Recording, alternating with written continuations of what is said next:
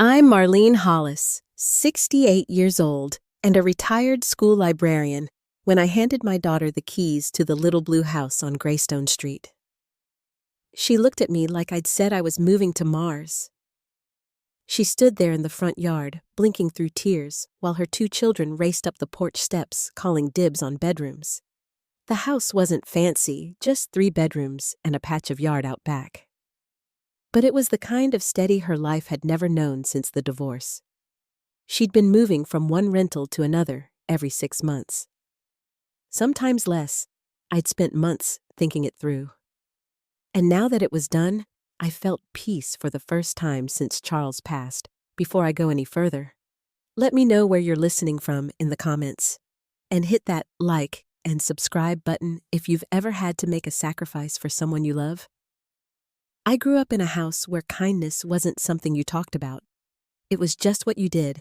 My parents didn't have much, but they always made room at the table and never let anyone leave empty-handed. I carried that with me all my life. Married a quiet man who did his best, raised 2 children in a town where the winters came early and money came slow. I worked in the school library for 37 years and tucked away every extra dollar we had because you never knew when the roof might leak or the car might not start. Charles and I dreamed of traveling once we retired, but he passed before we could even book the first trip after the funeral. I sat in the house on Maple Lane, surrounded by silence and memories, and thought about what the money from his insurance could still do. It wasn't a rainy day for me anymore, but it was for Eloise. She was working the teller window at the local bank just to keep food on the table. Daniel had left her with 2 young kids and a mess of unpaid bills, claiming he couldn't afford child support every time the courts caught up with him. He switched jobs again. The day I gave her the house, she stood in the middle of the empty living room and cried. Said she'd never be able to repay me.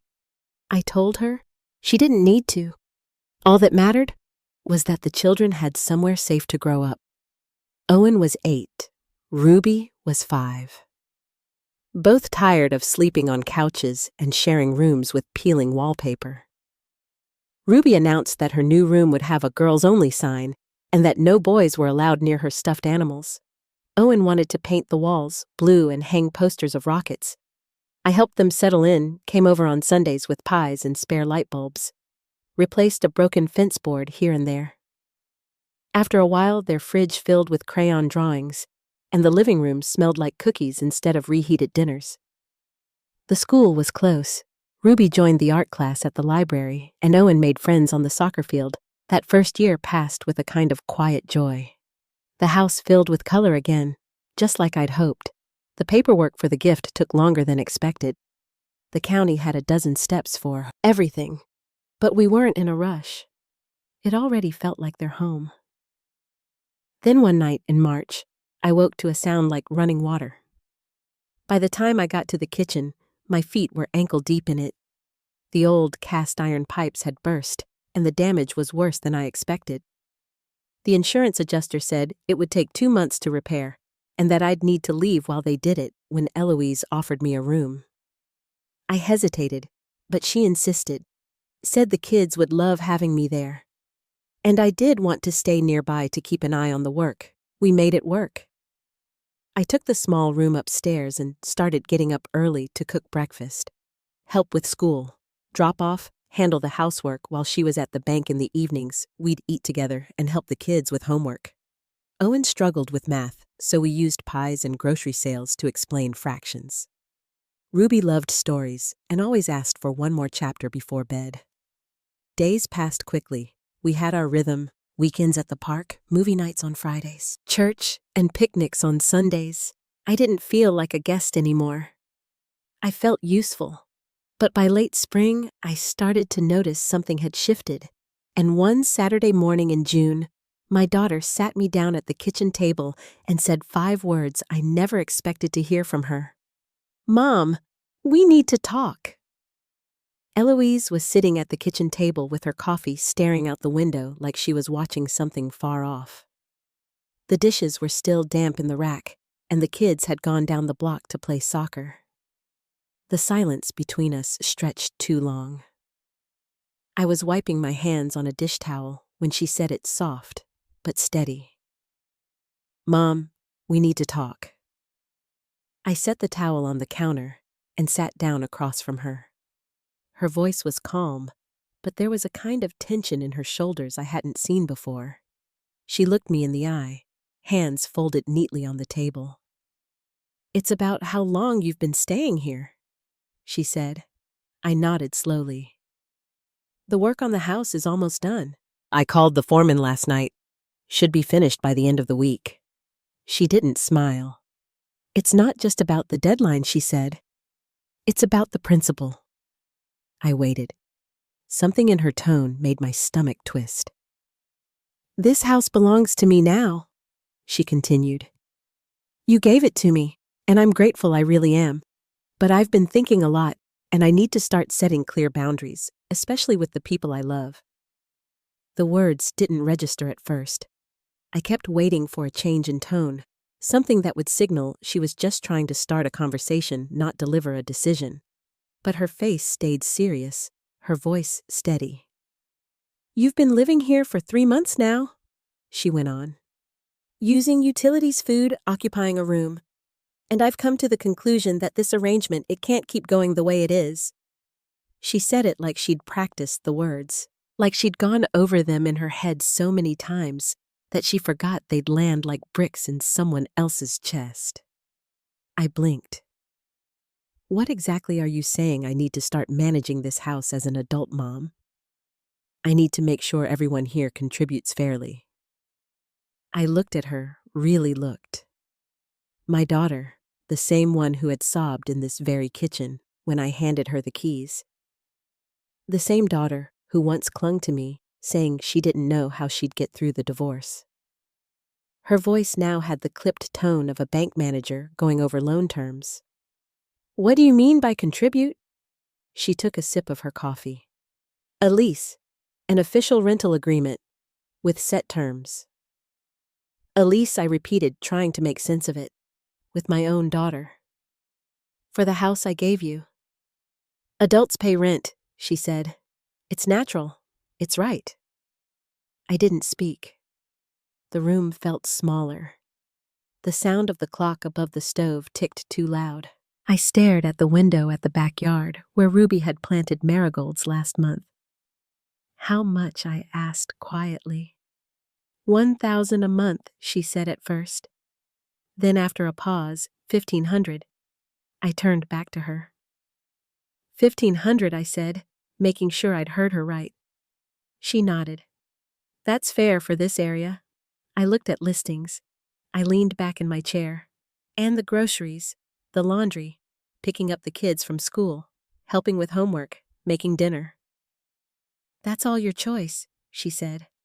"No one asked you to do those things." My mouth went dry. I opened it, then closed it again. I couldn't find words that made any sense in that moment. "I gave you this house," I said at last. "I gave it to help you, to help the kids. Not so I could be charged rent for sleeping in a spare bedroom. That's exactly why I need to do this," she said. "Because you gave it to me, and now it's my responsibility." I looked at her hands, folded so neatly on the table, and didn't recognize them. I looked at her face, and it felt like I was looking at someone I used to know. "What if I don't agree to this?" I asked. She hesitated for the first time. "Then you'll need to find another place to stay." I almost laughed, but I didn't. I just stood up slowly and walked toward the stairs. "You have until Monday," she called after me. "If you agree, we'll draw up the paperwork. If not—" She didn't finish the sentence, but she didn't have to. I understood. Upstairs, I sat on the bed and looked around the small room. Ruby's drawings were still taped to the wall, and Owen's books were stacked on the shelf beside the door. Outside the window, I could hear the kids laughing, playing soccer in the yard, shouting at each other about whose turn it was. That was the sound that made it all feel real. That was the sound that broke me. I packed slowly. Just the essentials: clothes, toiletries, my late husband's picture frame. I didn't say goodbye, didn't call for help with the suitcase. I walked past Eloise in the hallway. She didn't move to stop me. "Mom, let's just talk like adults," she said.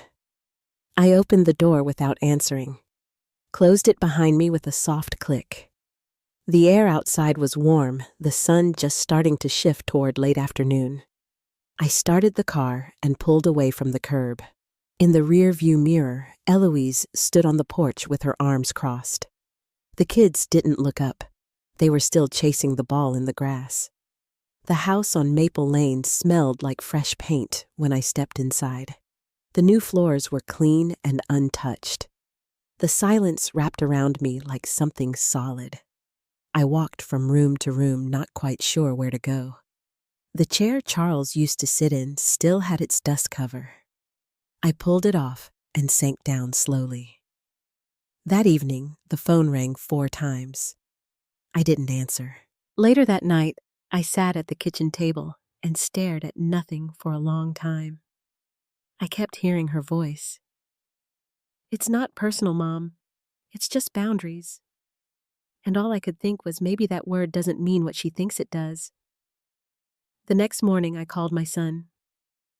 "Godwin, I said I need some legal advice." He listened, didn't interrupt, just waited. When I finished, he didn't say anything for a while. Then he said, "Mom, that house may not even belong to her. Not legally." I sat there holding the phone to my ear, not quite breathing. "What do you mean, the deed? Has it been finalized yet?" "No. The lawyer said there were still approvals pending." "Then it's not done," he said. "And if it's not done, you may still have options." I looked out the window. The street was empty. A breeze moved through the trees, and just like that, something shifted. The decision wasn't made yet, but the question had finally been asked. The morning after I spoke with Godwin, I drove downtown and parked across the street from the First National Bank. I didn't go inside. I didn't plan to speak to Eloise. I just sat behind the wheel and waited. At 1:30, she stepped out in her navy blazer and heels, holding a paper cup of coffee and walking toward the cafe on the next block. She didn't see me. Her pace was steady, confident, like nothing had changed. I watched her until she disappeared around the corner. Then I started the car and drove to my lawyer's office. Martin Hatfield had helped with the initial donation papers. His office was tucked above a title agency's second floor, with file folders stacked in every corner, and the faint smell of lemon cleaner in the air. He greeted me with a small nod and waited until I was seated before opening his notebook. I told him everything what Eloise had said, what she wanted, how long I'd been staying there, and what I'd given her. When I finished, he tapped his pen against the edge of his desk. "Mrs. Hollis," he said, "the deed of gift you signed hasn't been registered with the county yet. The paperwork was submitted, yes, but the final transfer of ownership has not been completed." I stared at him. "So, what does that mean?" He looked directly at me. "It means the house is still yours, and legally, you can withdraw the gift." He explained the details slowly. The application was still sitting in the system, waiting for approvals from zoning, tax verification, and a few other departments. Until that process was finalized, I had every right to change my mind. No justification needed. "And what happens if I do?" I asked. "The house reverts to full ownership under your name. Your daughter wouldn't have any legal claim." I sat quietly for a while before asking, "Could she challenge it in court?" "She could try," he said, "but she wouldn't get far. The law's on your side." He pushed a small stack of papers toward me. "These are the withdrawal forms. If you choose to go forward, you'll need to submit them to the registrar's office." I picked up the papers. I didn't sign anything that day. I drove home with them sitting on the passenger seat beside me. That night, Eloise called 4 times. I didn't answer. The 5th time, she left a voicemail. Then silence. At 10 o'clock, I heard knocking on the front door.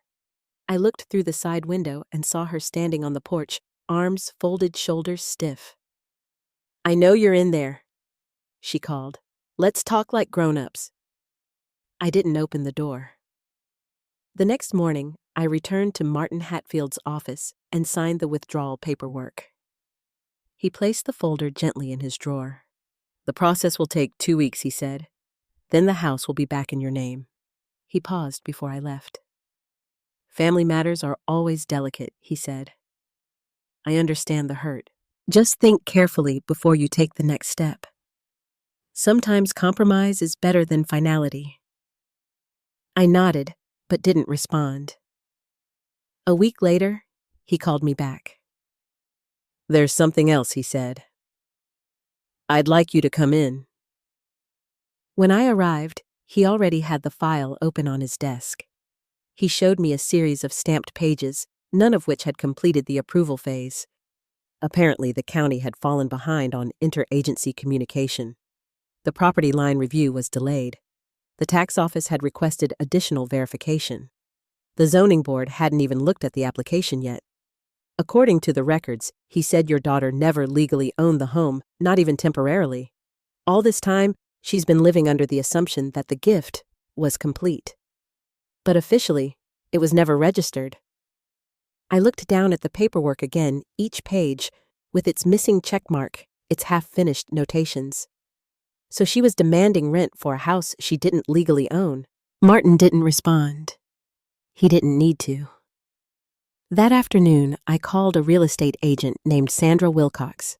Her name had come recommended by a neighbor. She answered on the second ring, brisk and professional. I told her I wanted to sell a house as soon as possible. She asked the usual questions: location, square footage, condition. When I said the address on Greystone Street, she paused. "Nice area," she said. "Popular with young families."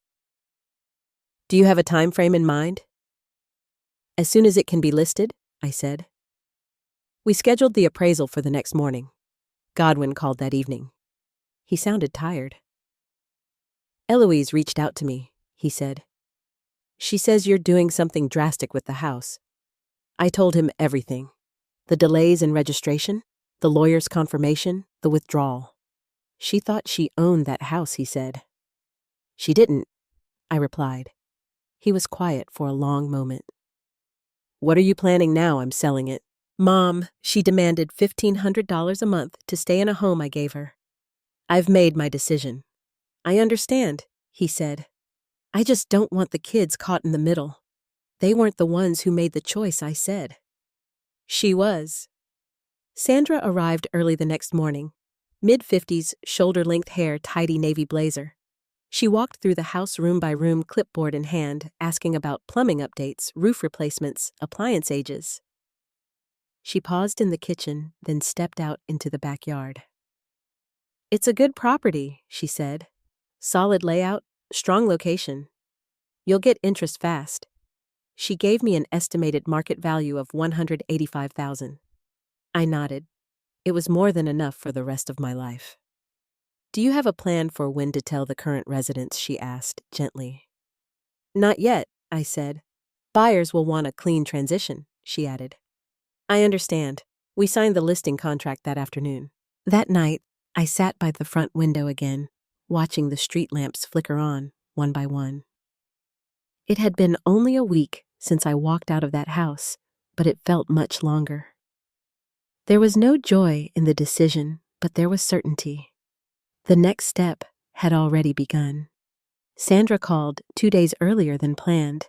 Her voice was crisp and purposeful.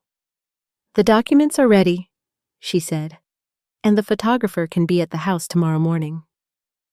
I agreed, knowing I hadn't yet told Eloise anything. Not about the sale, not about the buyers, not about the fact that legally the house wasn't hers anymore.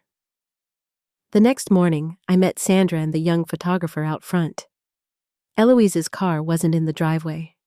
The kids were at school. The house was quiet. I still had my key. Inside, we worked room by room. Sandra opened curtains and adjusted lamps while the photographer moved quickly, pausing only to angle shots of the kitchen and living room. He said buyers paid most attention to where they cooked, and where they sat down at the end of the day. The children's rooms were last. We straightened the beds, removed the drawings from the fridge, and cleared the small toys scattered across the rug. By noon, the shoot was done. Sandra showed me a few sample photos on her tablet, clean, bright, inviting. The house looked ready to start fresh. Ads will go live this afternoon, she said. We should start getting calls soon. She wasn't wrong. That evening, Sandra left a message on my phone. A young couple is very interested. They've been searching for a house in that neighborhood for months. Would Saturday morning work for a showing? I told her yes. Saturday came warm and sunny. We met at the house just after 9. Again, Eloise wasn't home. The kids were likely at the neighbors the way they usually were on weekends. I moved through each room, putting away the last signs of family life. Sandra rearranged a few chairs, opened all the windows, and set a small bowl of lemons on the counter. At 10 sharp, the Cotters pulled up. Jason was an engineer with the power company, Millie, a third-grade teacher. Their little boy Tommy darted ahead of them, bouncing from room to room, with a kind of joy that reminded me of Owen. Jason moved carefully through each space, inspecting the foundation from the basement and the seals on the windows upstairs. Millie lingered in the kitchen and children's bedroom, asking questions about the school and neighborhood. It's a good district, I said. My grandchildren have been happy here. Tommy found the old globe still sitting on the desk in Ruby's room. He spun it with one hand, then climbed onto the chair and stayed there, tracing his fingers over the map. We ended up in the kitchen again, the 5 of us, as Jason flipped through a small notebook. We like the house, he said simply. It fits us. But we'd like to schedule a formal inspection just to be safe. That's no problem, I said. We expected that. They also asked for a little time before the move-in date. They had an apartment to sell in another part of town. I told them it wouldn't be an issue.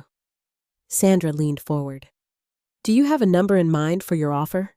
Jason looked at Millie. She nodded. $175,000, he said. Cash, no bank, no mortgage. And we're ready to move forward right away. I looked at Sandra. She gave the smallest nod. It's a deal, I said.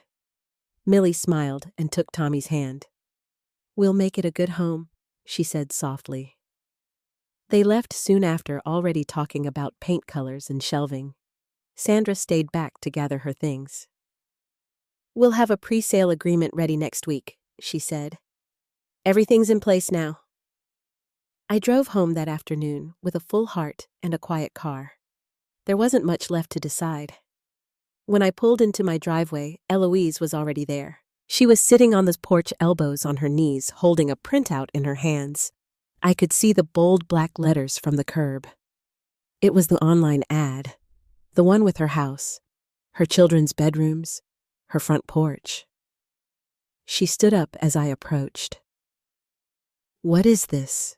She asked. Her voice was low, but her hands were shaking. I walked past her and unlocked the front door. She followed me in without waiting to be invited. Mom, she said louder now. What does this mean? It means the house is being sold, I said, to a family who's already made an offer. Her mouth opened, but no words came. She stood there frozen. You gave me that house, she said finally. You said it was mine. I nodded. We signed the intent to donate, but the deed was never finalized. The county never completed the transfer. That's not fair, she said, voice rising. We moved in. We built a life there. You also asked me for rent, Eloise, on the house I gave you. She took a step back, almost like the words had struck her. I wasn't thinking, she said. I thought I was doing the right thing. Setting boundaries. Being an adult. I looked at her carefully. It was Karen, she said quickly, her eyes filling. The woman at work. She said I needed to stop letting people walk over me.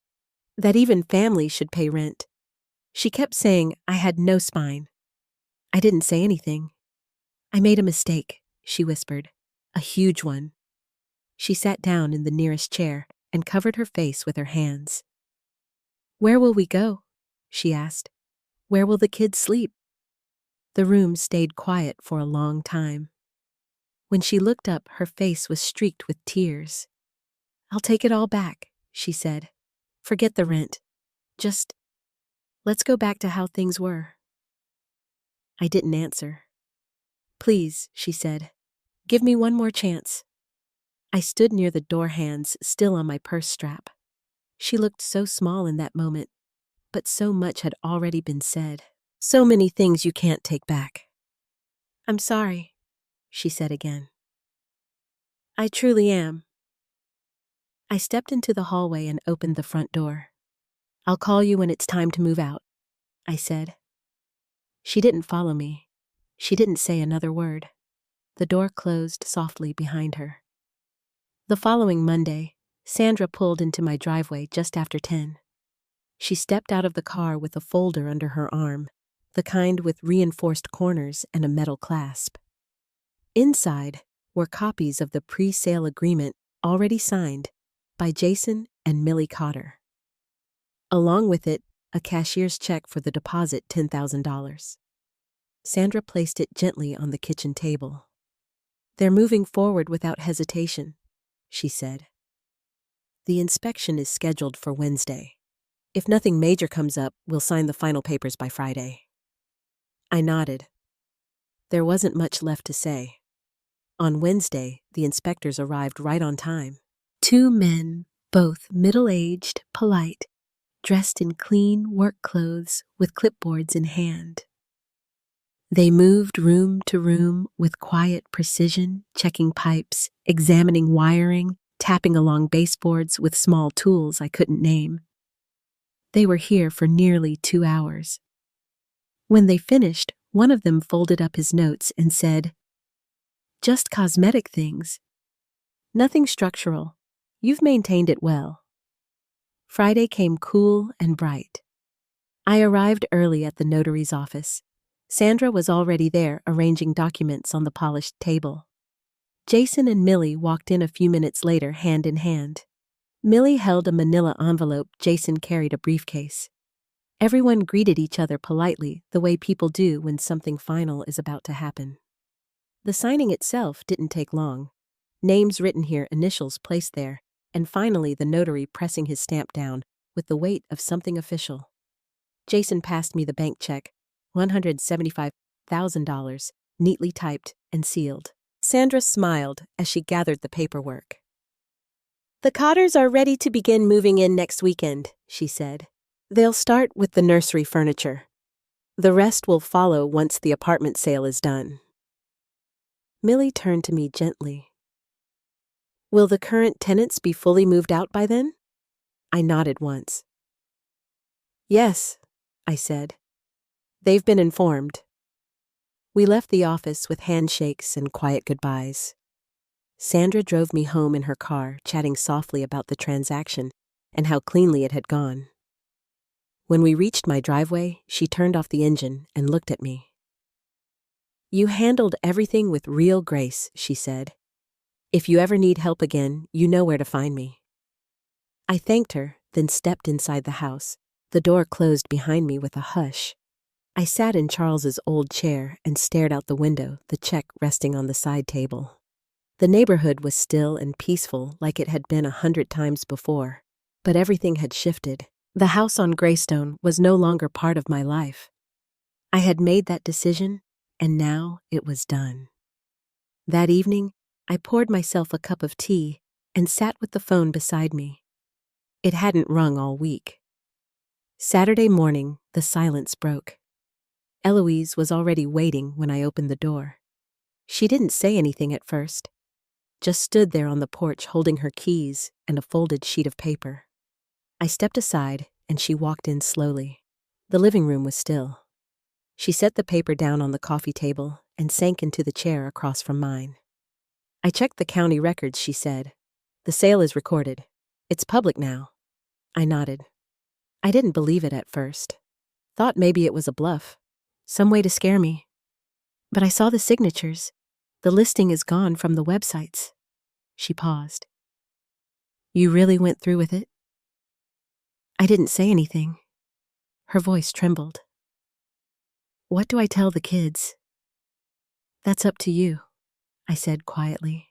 She leaned forward, elbows on her knees, and covered her face with her hands. They don't understand why Grandma's gone, why everything suddenly feels wrong. The room filled with the kind of silence that doesn't ask to be filled. I told them we'd be moving soon, she continued. Didn't say why. Ruby asked if it was her fault. Owen just looked at me and nodded like he already knew. Her shoulders rose and fell with each breath, like she was bracing herself against something heavy. I've applied for a 2-bedroom near the elementary school, she said. It's nothing like the house. Smaller yard, no porch. Rent's high, but I'll manage. She finally looked at me. You're really not going to change your mind. I shook my head once. She swallowed hard and nodded. Okay. She stood slowly and walked to the door, resting her hand on the knob. I never meant for things to turn out like this, she said. Karen, my coworker, she kept pushing me to stand up for myself, said I was being taken advantage of, that I needed to act like an adult and stop letting people walk over me. She glanced back at me. I guess I picked the wrong person to test that advice on. I stayed seated.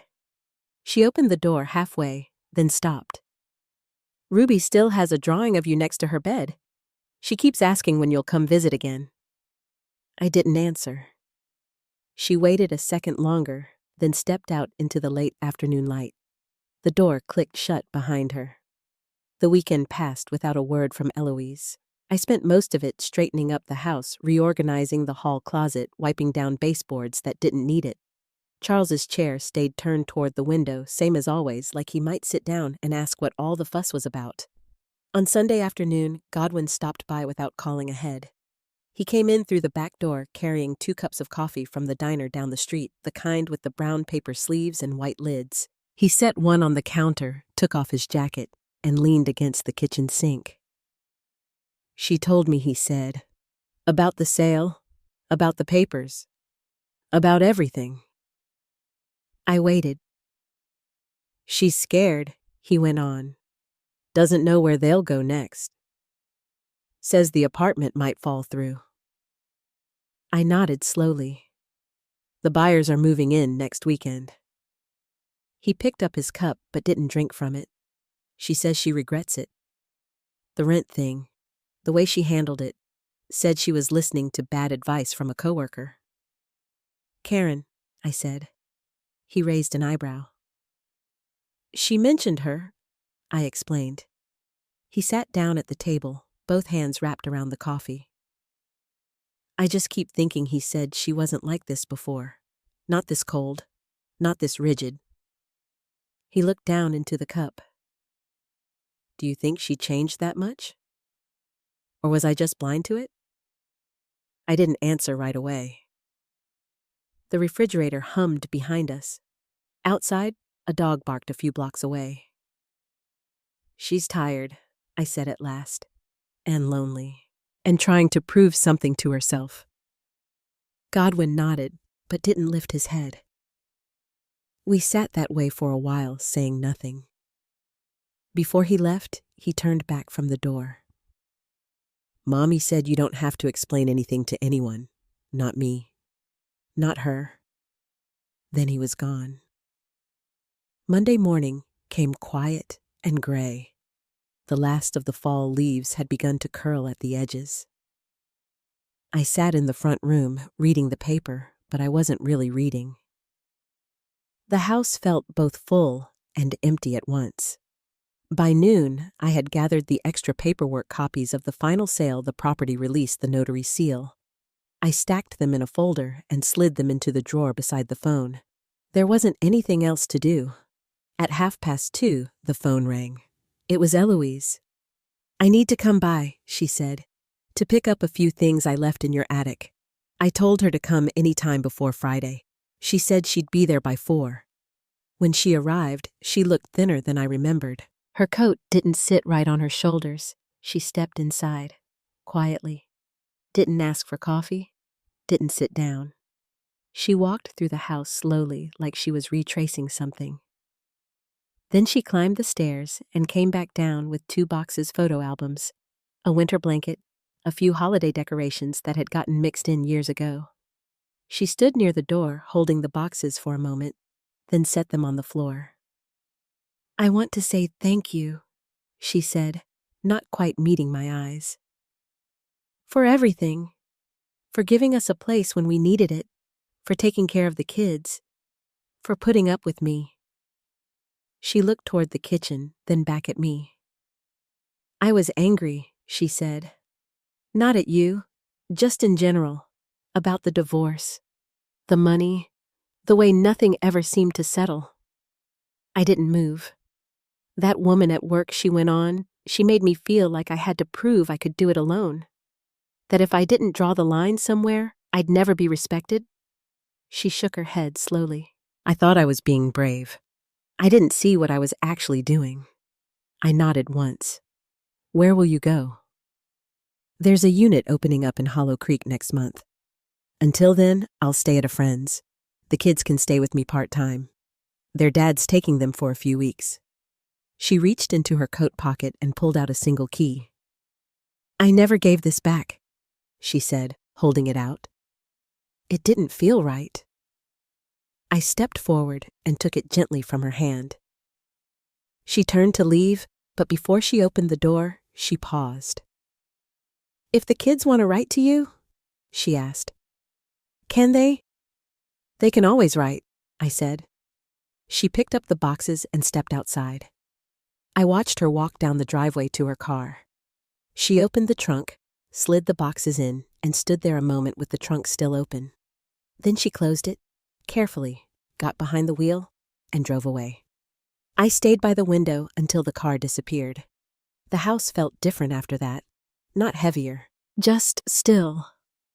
In the corner, the folder of paperwork sat quietly on the side table. The check from the Cotters had already been deposited. The Cotters themselves had driven by over the weekend just to look at the house again. They were eager to begin. Millie said she'd already picked out paint colors for the children's room. The week stretched ahead of me with no appointments, no errands, no decisions left to make. Just time. And whatever came next. The Cotters pulled up just after noon. It was a warm Friday for November sun, caught in the glass of their SUV shadows stretching across the driveway where Charles used to rake leaves into neat piles. Jason stepped out first, button down, tucked into jeans sleeves rolled past the wrist. Millie followed holding a mason jar of something wrapped in a dish towel. She handed it to me without saying much. Apple butter homemade. "We brought a few boxes," she said. "Just some kitchen things and books for the kids." I opened the door and let them in. They moved through the house, slowly pausing in each room, speaking in low tones. Jason ran a hand along the banister the way someone might touch the shoulder of an old friend. Millie stepped into the front room and turned in a full circle. "This light," she said quietly. "It's even softer than I remembered." They didn't stay long. Jason offered to carry out the last few things I had packed. Millie lingered in the hallway, her eyes moving across the wallpaper.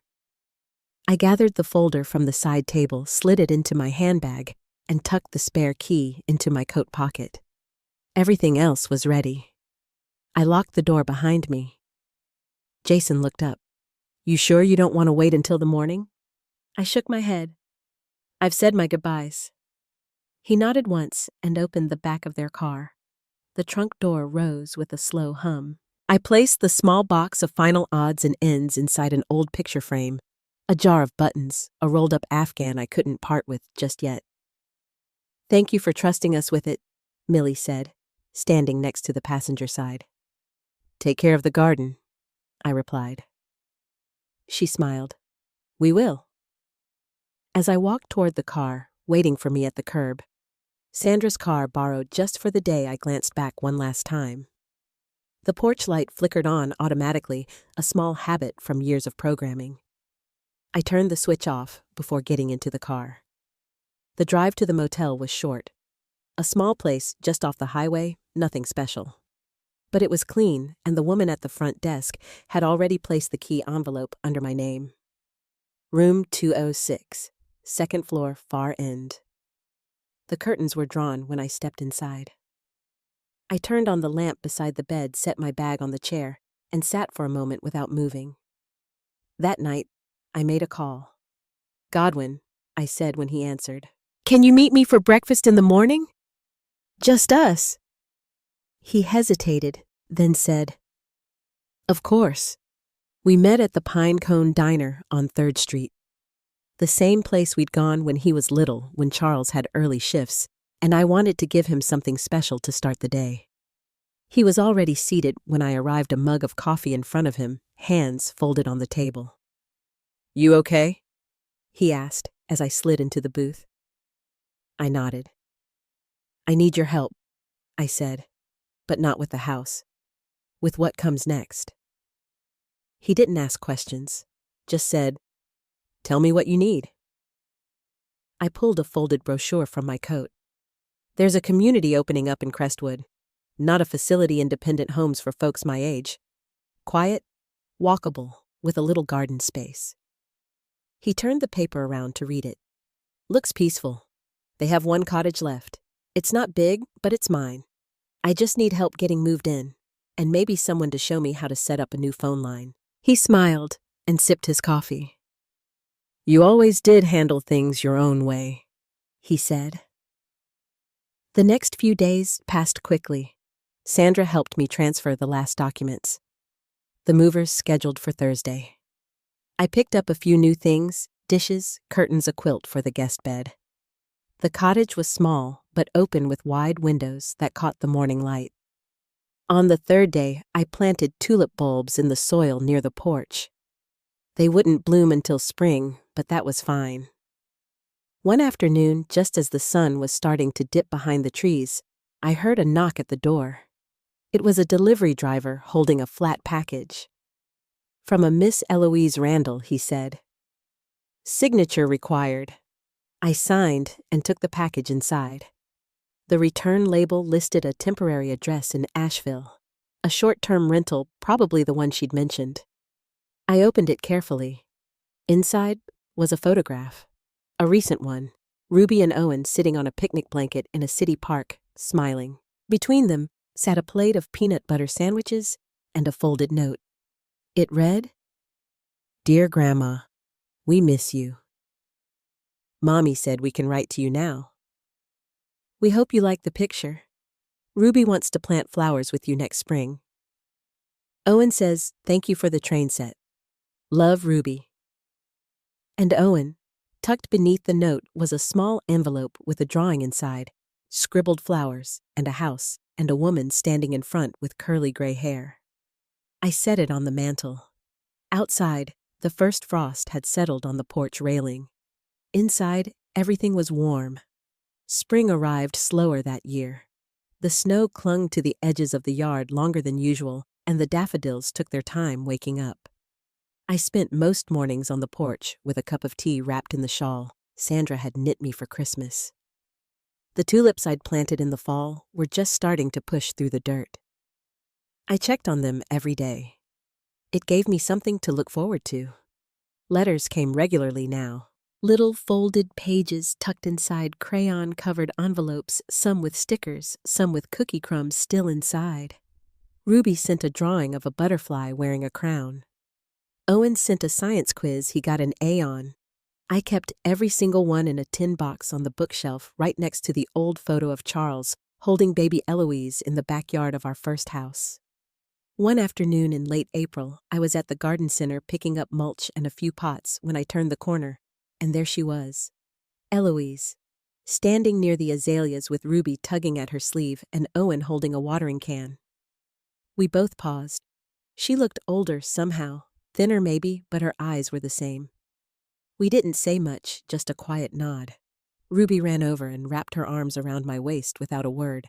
I knelt to hug her back, breathing in the soft smell of her hair, dusty with spring. Owen asked if the tulips were blooming yet. They're trying, I said. That evening, I set 3 extra plates on the table. They stayed for soup and cornbread. Eloise washed the dishes afterward without me asking. Ruby read aloud from the storybook we'd started over Christmas. Owen helped me fill the bird feeder before they left.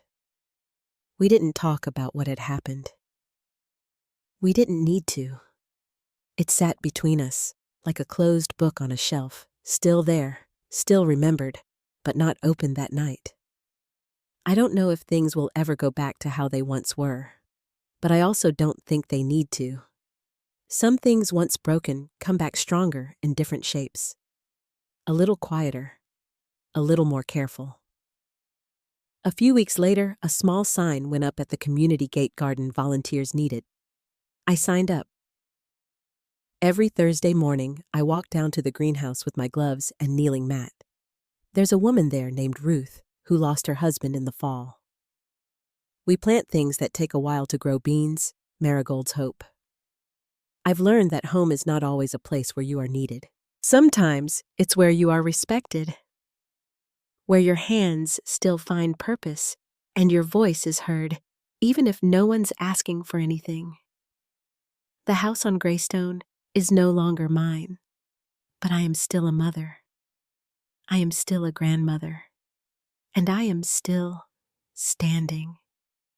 If you've ever had to start over late in life or let go of something you gave your heart to, I hope you know it doesn't mean the story's over.